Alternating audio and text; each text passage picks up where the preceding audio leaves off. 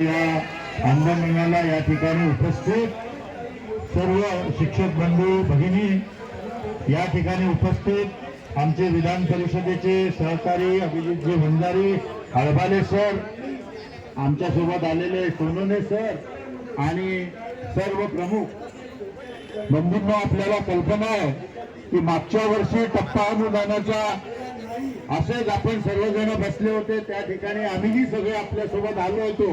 आपण सर्वांना कल्पना आहे, आपणही बघितलं असेल.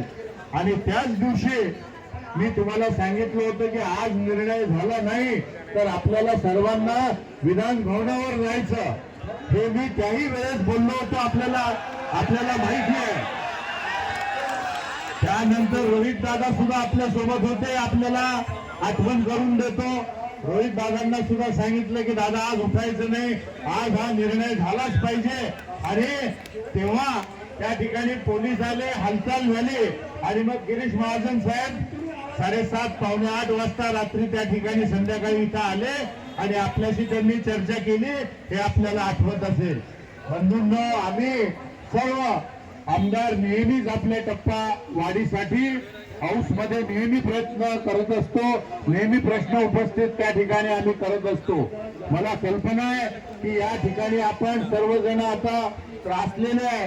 आमची तर सरकारजवळ ही मागणी आहे की कुठलाच टप्पा नाही, आता फक्त एकच 100% एकदाचा पूर्ण प्रचलित जो काही पगार आहे 100% तो आमच्या शिक्षक बंधूंना दिला पाहिजे.